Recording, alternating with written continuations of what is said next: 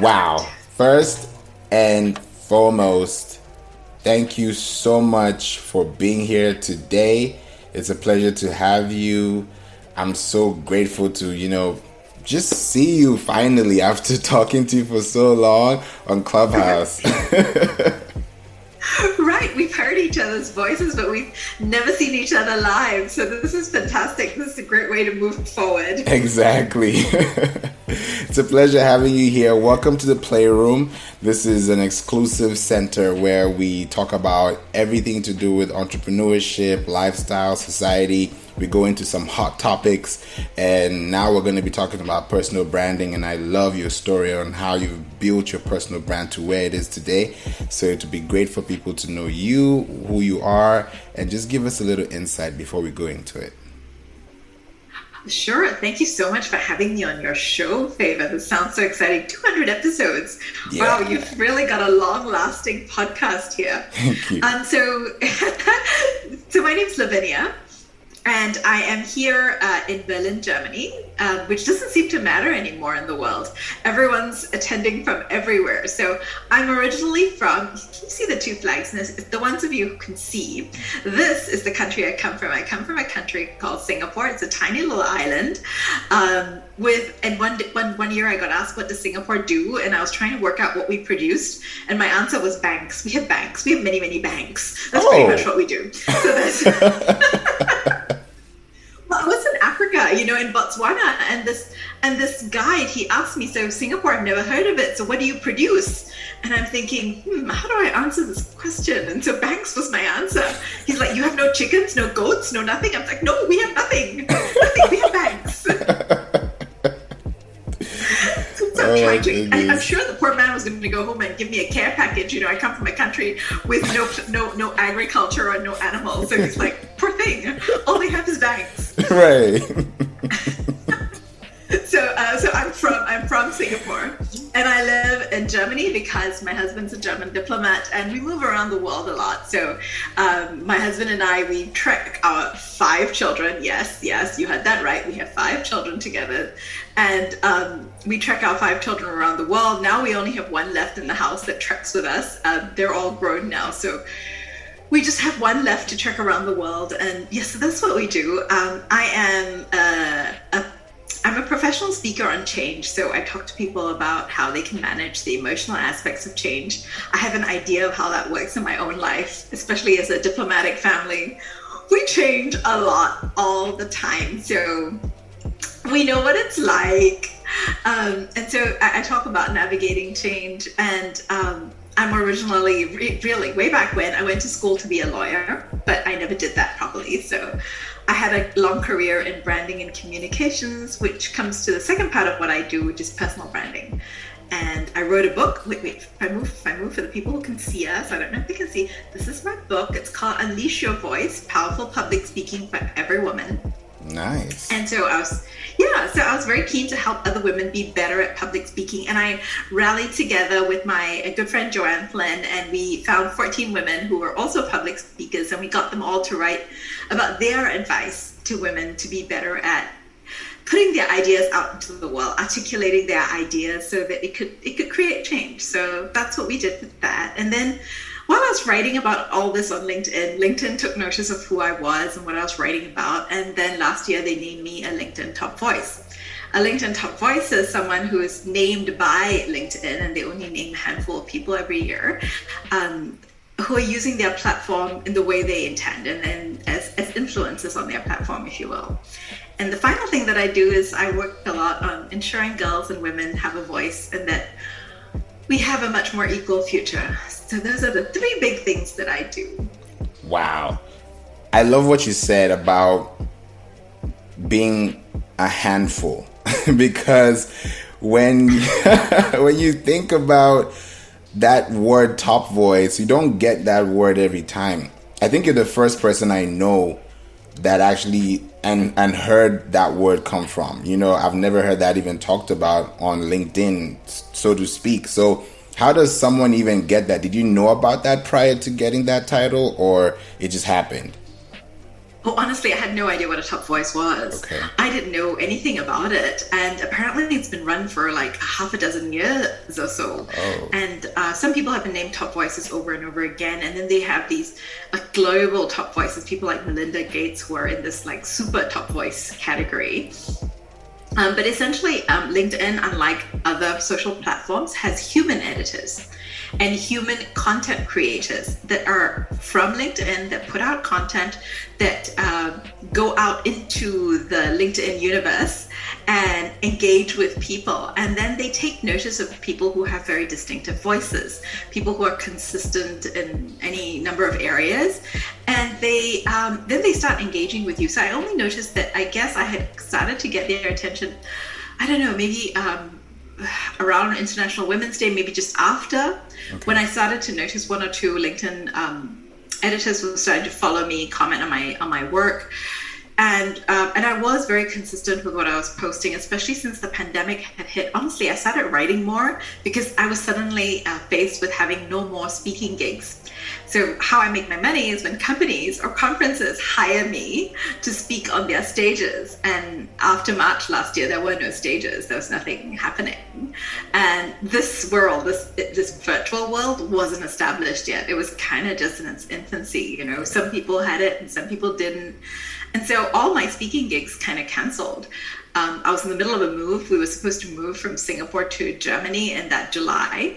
So I had that going for me, but basically everything shut down. So writing was my outlet, and I started publishing more and more. So it kind of all just one flowed into the other. I don't think you can like say you want to be a LinkedIn top voice and achieve it as a goal. I don't think it's one of those things you can. What you can do is have a voice on the platform. And if you really establish your voice, then I think they come to you. I love that. And when it comes to voice, is that voice explained when you do articles or when you actually are active or commenting? How do they, like, what's the metric between that standing?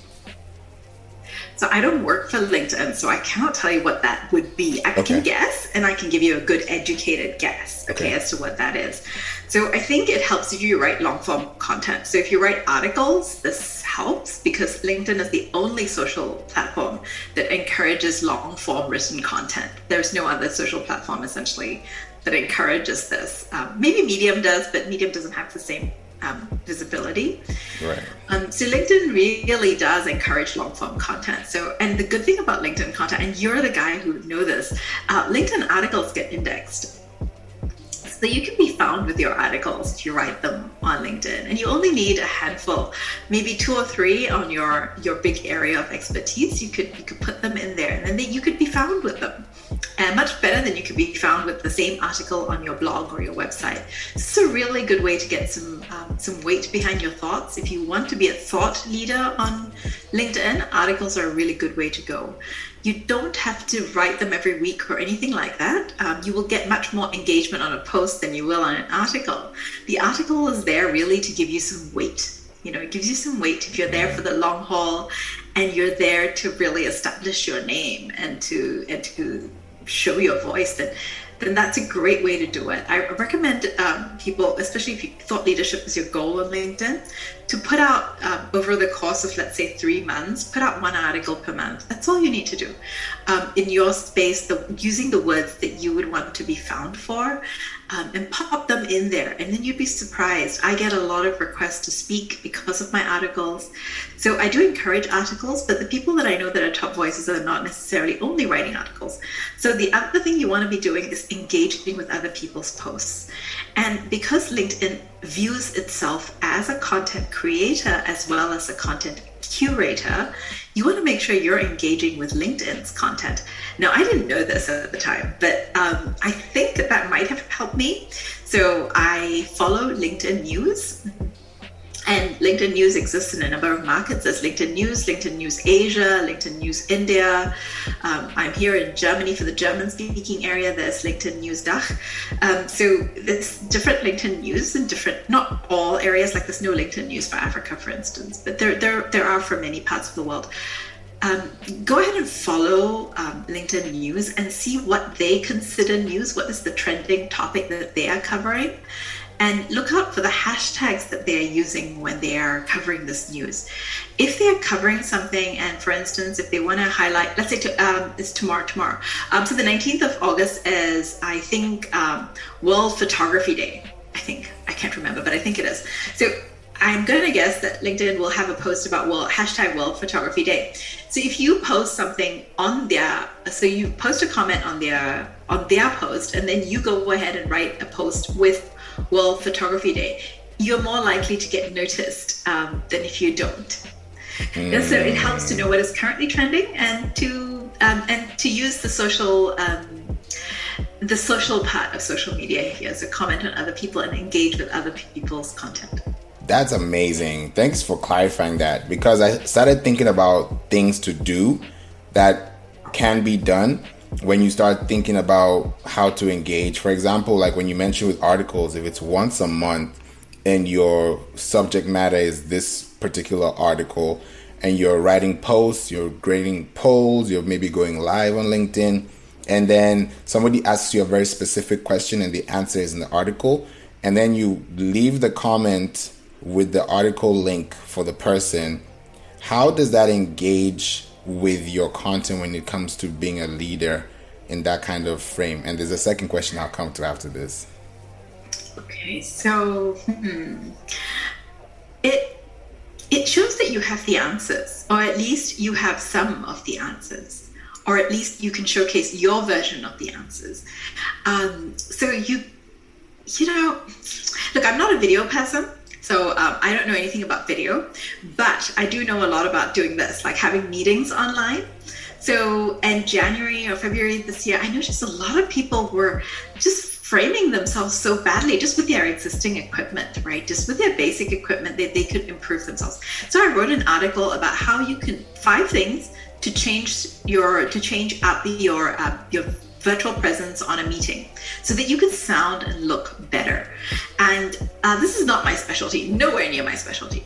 And I'm not even a video person, so I can't give that technical advice. But I have been learning from DJs and various other people that I know about what you can do and what equipment works for you. So I have, with zero technical knowledge, I wrote an article to help the average executive. How do you just look better? How do you set yourself up to look better? For instance, for those of you who can see us, I'm actually in a very, very tiny corner of a very tiny room in a very old building in Berlin. So this is called the Altbau. It is a classic building. It was pre-war. It's hundreds of years old, my building, and it's got beautiful structures, but the rooms are odd. So I don't have a fancy cellar that I can convert into a studio. But what I've done is just take a very small section and turn it into something that works for me. And I wanted to show that. So I wrote this article, and honestly, most of my corporate clients, they have all these executives sitting at home, and they were sending my article out. They were like, can we share this? Can we share this? And my article has been seen by so many people off LinkedIn, not just on LinkedIn, even though I only published it there, because it was useful. So that's the thing you're trying to be. You're not always trying to sell, look at me. This is what I can do. This is what I know. You're trying to be useful with what you know. You're trying to be useful and helpful in a way that your clients start looking to you as an expert. And you don't always have to be focused on that one thing that you do very well. It can be anything that serves your client. That's beautiful. It clarifies the fact that with those articles, you stand a chance to reach a lot more people because you have more authority in your speech and your text. That's what I'm getting. And I love that because I'm now seeing that translate into like personal articles versus company articles on LinkedIn. And I'm wondering which one does better and why. So I think it really depends on your content and what you're going to do. So if you're a solopreneur like me, my company page is a shell, essentially. My company page is there for people to research my company to ensure that I'm a real entity. But in my case, my company page is just there as a scaffolding, if you like. The real meat is in my own personal profile. And I think it depends from person to person. So I've worked for very large companies where the company page was really important, because a lot of the people that were writing the articles on the company page didn't have a personal profile on LinkedIn. So in that case, your company page can be fantastic. I've also worked for a university where you get a lot of academic articles. And so getting academics to condense some of their thinking into a LinkedIn article can be hard to do. But if you did that, then it also adds to the weight of the company page. So personal will always do better in terms of engagement. So your numbers will be a lot better always from your personal profile, but you shouldn't not pay attention to your company page. LinkedIn has a lot of domain authority. So people, not just for a search, but just in people's minds. If I read something on LinkedIn, I'm more likely to believe it to be true and to have authority than if I read the exact same thing on, let's say, Instagram or Facebook. It has a lot of weight attached to it. Whether that's justified or not, I can't say, but it certainly has a lot more weight to it. So I think it really depends on your personal situation and how you and the company are balanced. But personal, in terms of personal branding, do it on your personal page. It will have a better reach. And you can always have the company page share it from theirs as well. That's beautiful. Thanks for saying that, because now I'm thinking, okay, test. Because if you don't test, you will know the result. And that's the beauty of the process. So I know LinkedIn is really great with all these amazing things. I just got access to LinkedIn Live not too long ago after like probably 6 years. So it was like, I don't know when I'm ever going to get access, but I think because I started being intentional about showing up and not just adding followers to my account, it just made it better for them to realize that, okay, this person actually cares about the community, and that's why you show up, and that's how they show you your content to people who probably have not seen you. And just like you said, it helps with the growth process. And now I'm even thinking with LinkedIn as a brand, some people have the premium and some people don't. Is there a need to have the premium? And if there's no need to have the premium, how can you still stand out without the premium? You don't need the premium to stand out. I have a premium account, but I'll tell you why I have a premium account. And it's not really the reason everyone else has a premium account. I actually love LinkedIn Learning. If you've never seen it before, LinkedIn Learning is like Coursera or Udemy, but better. So LinkedIn Learning has a library of fantastic instructors teaching almost everything. If you want to learn how to use Excel, to public speaking, to change management, anything, right? They have fantastic instructors on a whole range of topics. And if you are younger, especially if you're earlier in your career and you don't have proof of having some of the skills that are being demanded by the jobs that you're going for, if you do the courses on LinkedIn, you can, when you finish the course, you can add that certificate to your profile for future employers, right? To see that you have the skill, so that even though you may not have had experience with it in a job, you have it as a certificate from LinkedIn. So I've never put a certificate on from LinkedIn Learning, but I don't need that. But I'm there to learn, and I love this. I love the courses they have on LinkedIn Learning. So I actually subscribe to Premium for LinkedIn Learning. The other thing Premium gives you is it gives you a lot more analytics. So if you're a data person, then LinkedIn Premium is worth it. It allows you to track more analytics. It gives you slightly better search functions, but you have pretty good search functions even without Premium. But if you really wanted to drill down more, then definitely Premium helps. The search parameters on Premium are better, and you get InMail. So you get InMail credits. So you can email people from the LinkedIn app, even people who are outside your network. You have a certain number of credits every month. I must admit, I so rarely use my credits. I don't even know, maybe 50. I don't know how many credits you get. You can have a look at that. But you get a number of InMail credits, which allows you to then email people outside your immediate network. So those are the main benefits of Premium. You can establish a perfectly good brand on LinkedIn without premium. Absolutely no problem. I would start doing the work on my profile and starting engaging before I pay for premium. That's my advice. Okay.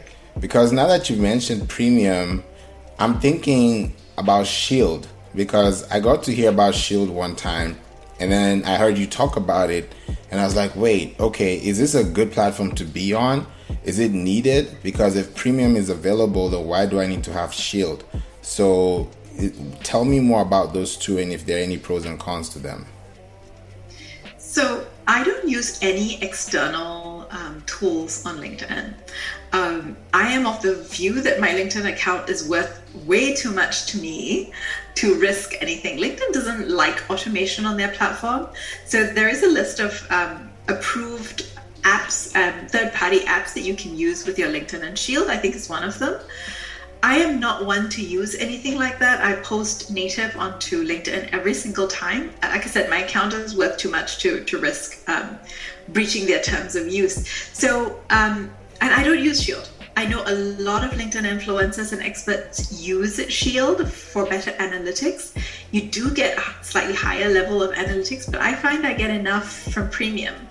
I get enough that I'm not reporting to anyone. I'm just using it to gauge what works and what doesn't for my audience and which part of my audience base I need to grow.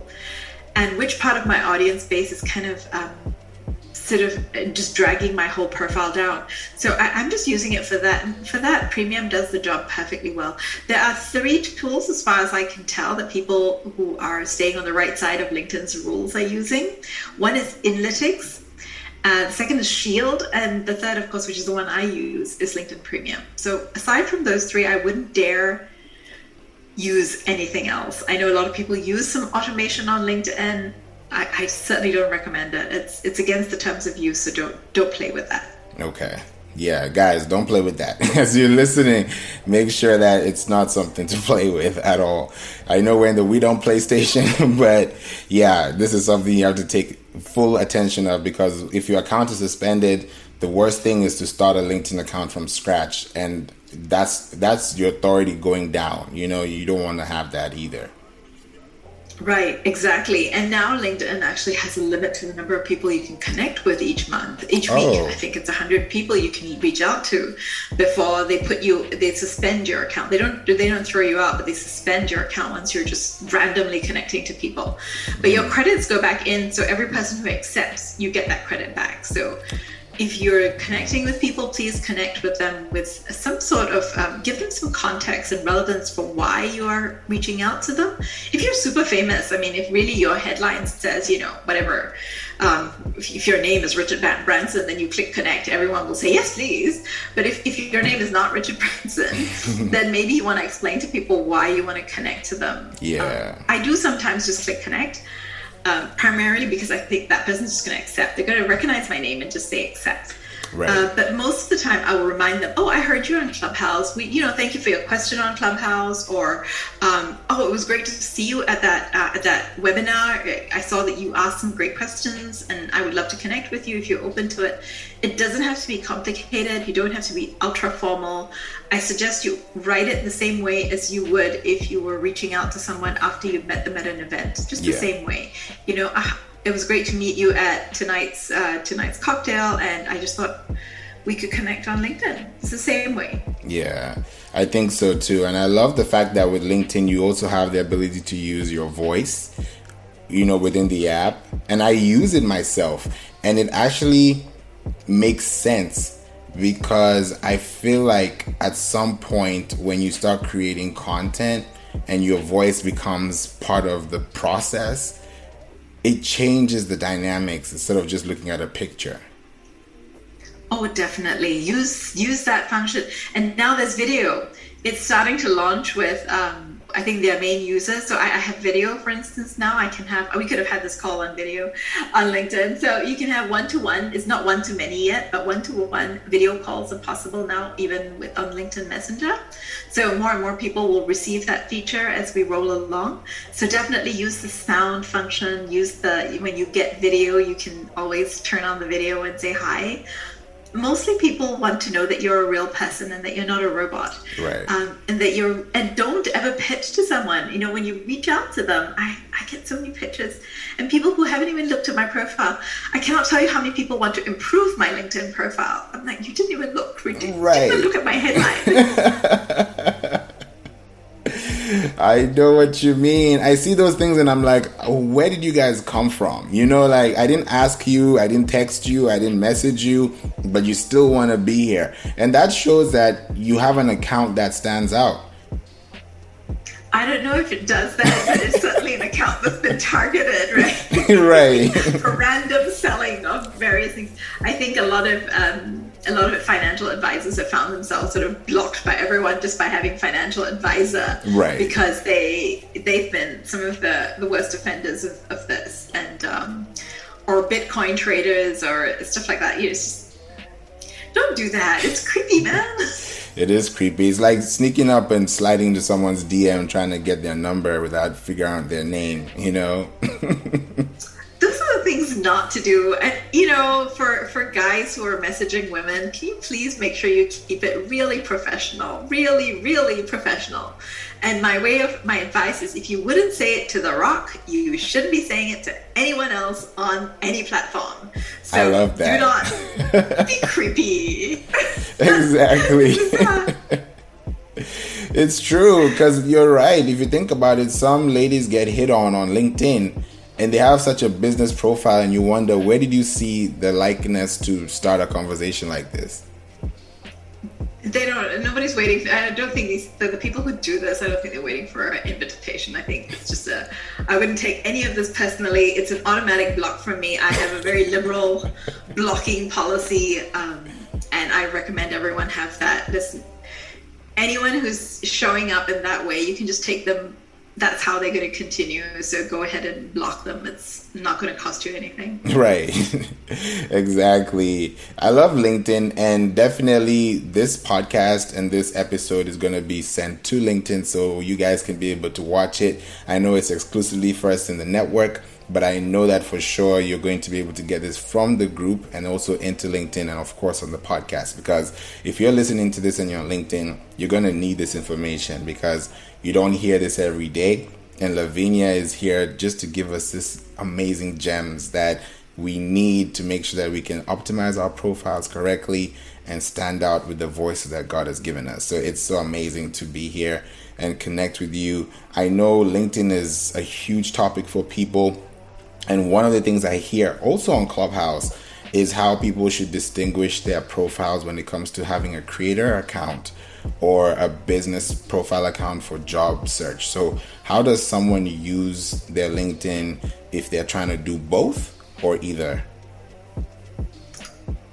Okay, so there's a lot of debate right now as to whether creator mode works, because creator mode allows you to do two big things. Okay, the first, it allows people to follow you without connecting with you, because those are the two ways in which you can see people's content and their connections. So if you connect with someone, you can see their connections. They become what is their first degree connection. It means it's a direct connection. You can then message them without using any of your credits for InMail. You can have normal conversations with them. So this is a connection, and you can usually see their connections. If someone just follows you, then they can only see your content. So your content might feed into their feed. They don't become your connection. They can't send you InMail. Yeah. So with creator mode, what becomes the default is follow instead of connect. But I've had follow as my default for some time.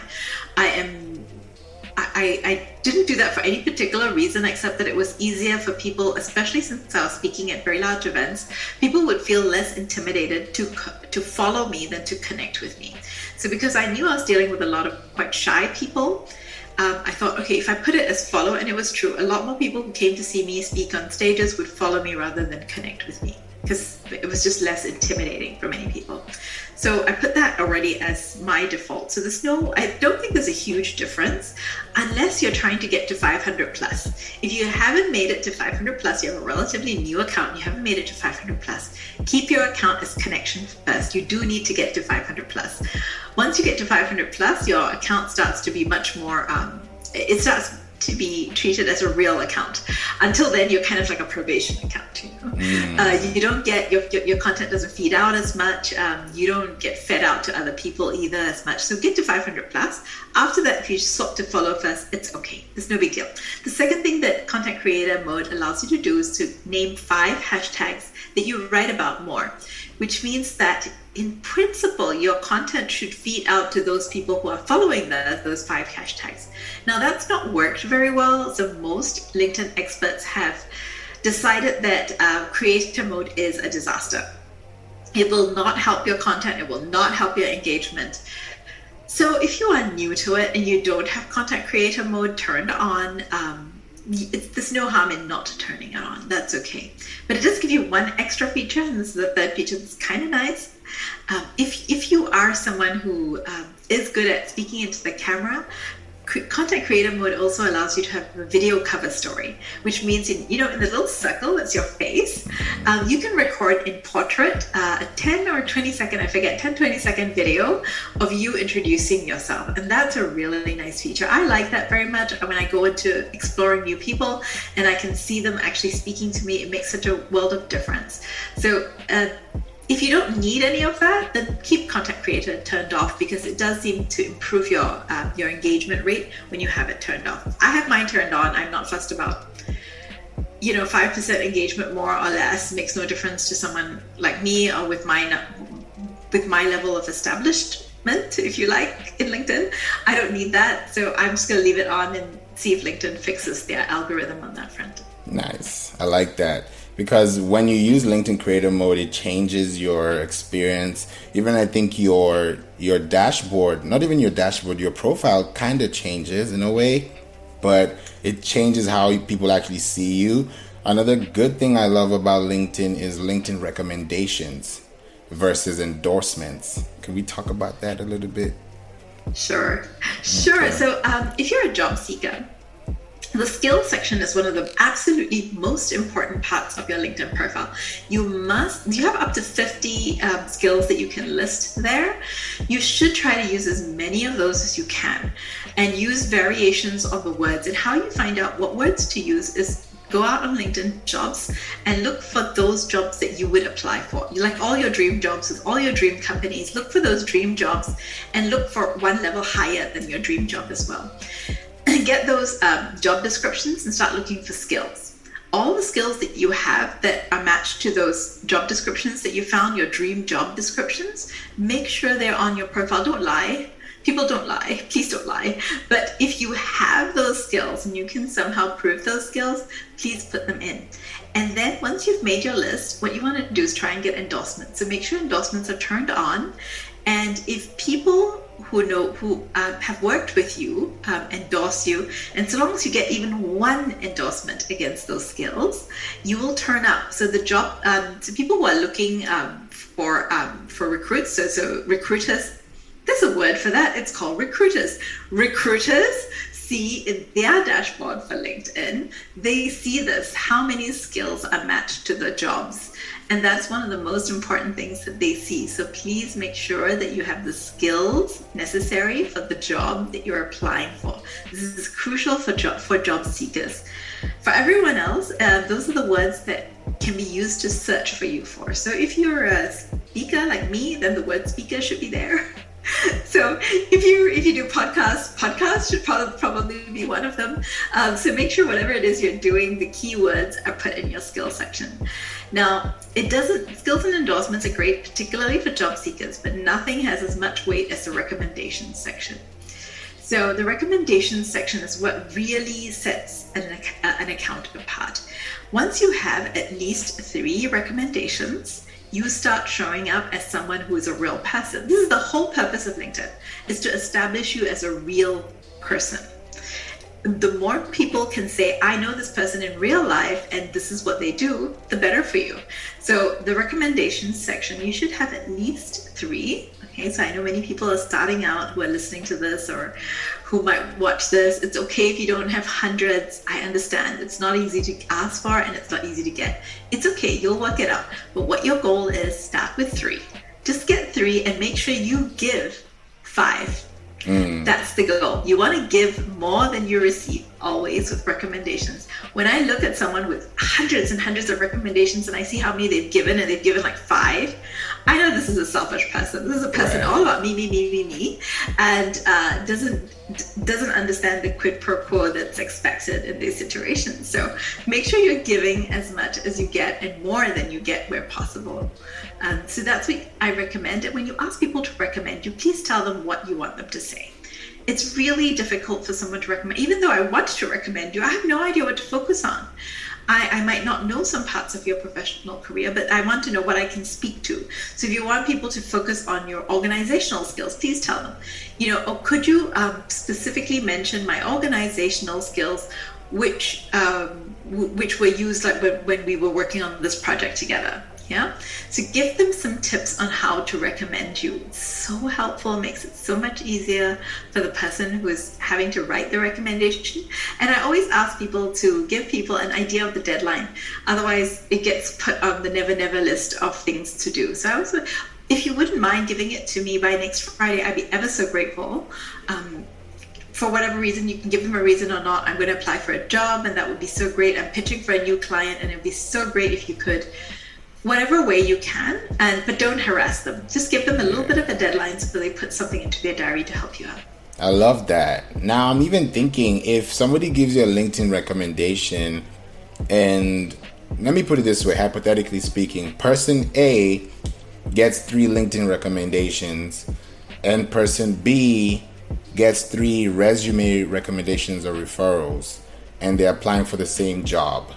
Who's likely to get more? And why? It's not a biased question, but don't know. I know. I was just trying to see if I could stretch it. I have no idea. Look, it's really dependent, as you well know. When people are hiring, they decide their criteria, right? And then it depends how you fit into that criteria, what they weight.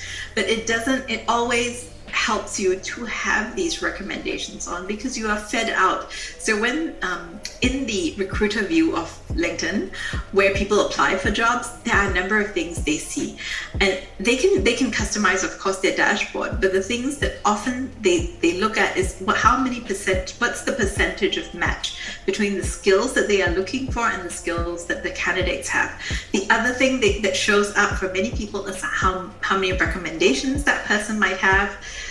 So it's helpful. I met a fantastic professor from Nigeria, and he was saying that he got so tired of writing personalized recommendations and writing for people, like on his computer, obviously, but he had to write one every time, and he just made all his students get LinkedIn accounts.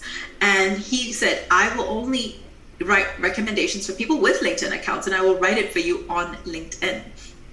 And he would do this, and his students had one of the highest rates of job security, who managed to secure jobs rather, of his entire school, because he had insisted that his class do this.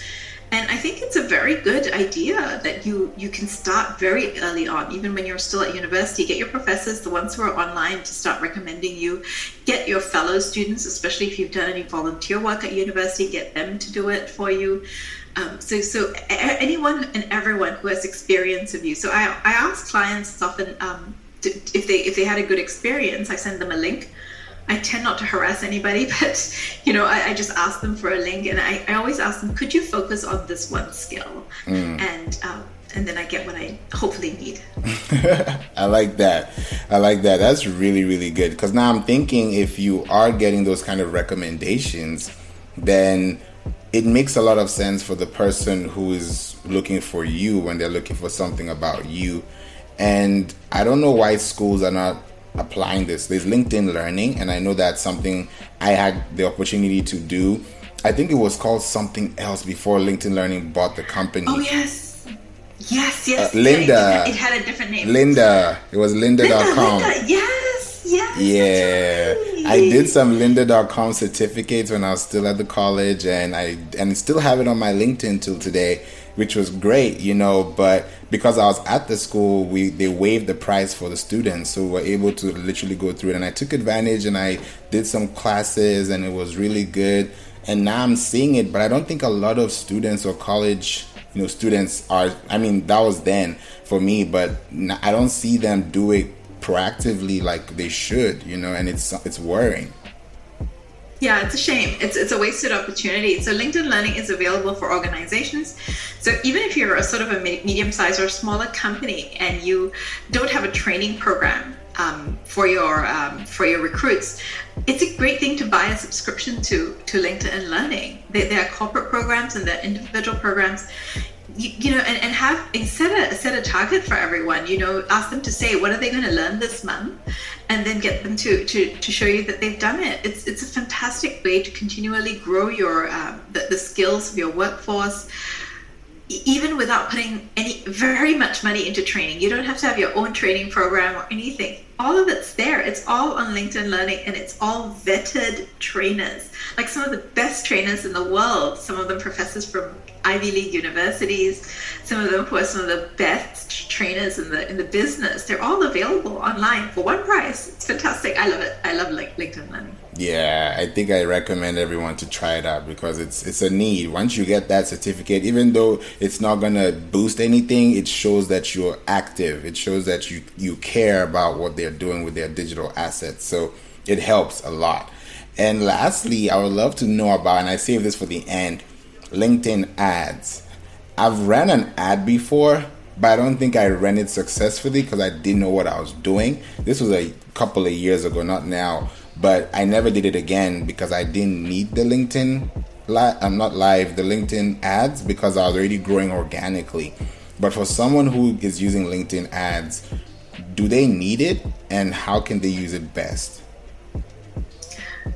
The answer is it kind of depends. So of all the social platforms, I think LinkedIn ads is the most expensive. You probably know more than I do on this because you probably run ads on other platforms. But my understanding is LinkedIn ads is some of the most expensive in the business because you can target. Yeah. But no one is on LinkedIn waiting to be sold to. Right. So you want to make sure that if you do run an ad on LinkedIn, that it is an ad that really not just sells, but it adds value to the person. So I think that there's a real art to using it, to using ads on LinkedIn. And I am not the biggest fan because you can still have a lot of organic growth on LinkedIn. You can still do this for free. So I would recommend, and I do recommend to most of my clients, to go for organic growth first. Most people just need the authority of being on LinkedIn. I think, honestly, even though LinkedIn is my preferred platform, I think if you're going to run ads, I'm not sure LinkedIn is the place to do it. I think if you're a professional services business like a law firm, where you cannot advertise in the normal way, then LinkedIn is like magic for you, right? If you have statutory limitations to how you can advertise, like you can't advertise like Kellogg's, right? So for those organizations that have statutory limitations on how they promote themselves, then I think for them, LinkedIn ads is magic. But if you have a business that doesn't have such limitations, I think they're better investments for you. Okay.